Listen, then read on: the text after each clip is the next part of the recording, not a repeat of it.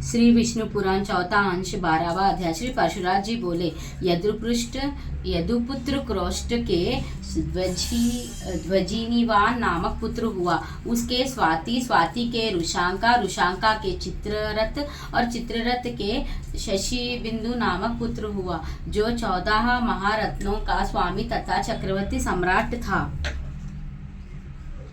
शशिबिंदु के स्वामी तथा चक्रवर्ती सम्राट था। शशिबिंदु के 1 लाख स्त्रियां और 10 लाख पुत्र थे। उनमें पुतुश्रवा, पुतुकर्मा, पुतुकीर्ति, पृथुयक्षा, पृथुजया और पृथुदान, ये 6 पुत्र प्रधान थे। पृथुश्रवा का पुत्र पृथुथम और उसका पुत्र उशाना हुआ, जिसने 100 अश्वमेध यज्ञ किया था। उशान के शितापु नामक पुत्र हुआ। शितापु के रुक्मावच के परावृत तथा परावृत के रुक्मेशु, पृथु, जयामघा, वलित और हरित नामक 5 पुत्र हुए। इनमें से जयश्मग के विषय में अब भी यह श्लोक गाया जाता है। संसार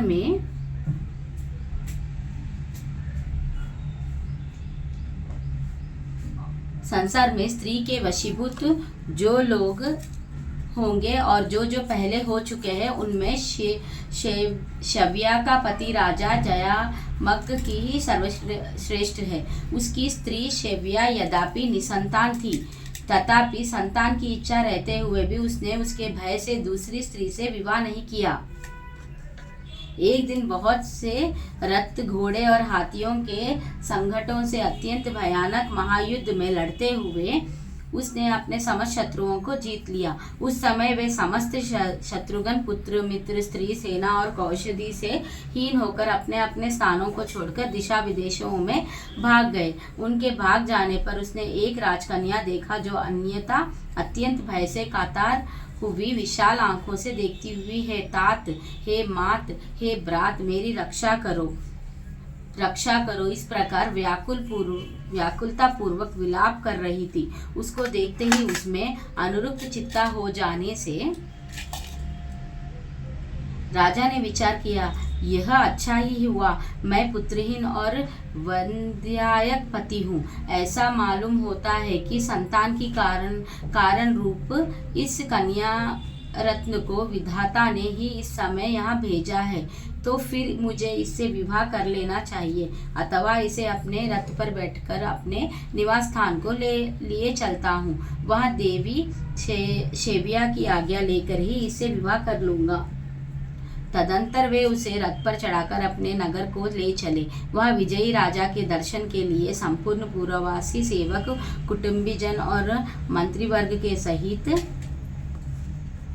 महारानी शौकिया नगर के द्वार पर आई हुई थी। उसने राजा के वाम भाग में बैठी हुई राजकन्या को देखकर क्रोध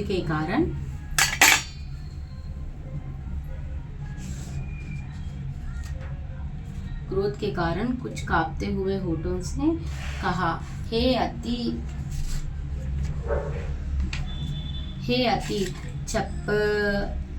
चपलाचित, तुमने रथ में यहाँ कैसे बैठ रखी है?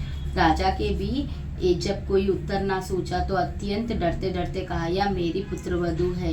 तब शेव्या बोली, मेरे तो कोई पुत्र हुआ ही नहीं है और आपके दूसरी कोई स्त्री भी नहीं है, फिर किस पुत्र के कारण आपको इससे पुत्रवधू का संबंध हुआ? श्री परशुराम जी बोले, इस प्रकार शेव्या का ईर्ष्या और क्रोध कलुषित वचनों से विवेकहीन होकर भय के कारण कही हुई असंबद्ध बात के संदेह को दूर करने के लिए राजा ने कहा, तुम्हारे जो पुत्र होने वाला है, उस भावी शिशु की मैंने यहाँ पहले से ही भार्या निश्चित कर दी है।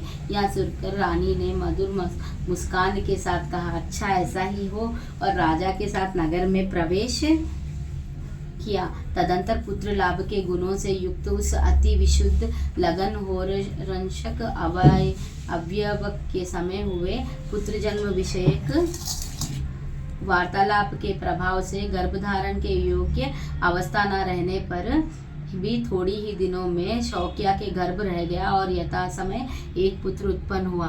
पिता ने उसका नाम विदर्भ रखा और उसी के साथ उस पुत्रवधु परिग्रहण हुआ। उससे विदर्भ ने कृता और कैशिक नाम 2 पुत्र उत्पन्न किए। फिर रोमपाद नामक एक तीसरे पुत्र को जन्म दिया, जो नारद जी के उपदेशों से ज्ञान विज्ञान संपन्न हो गया था।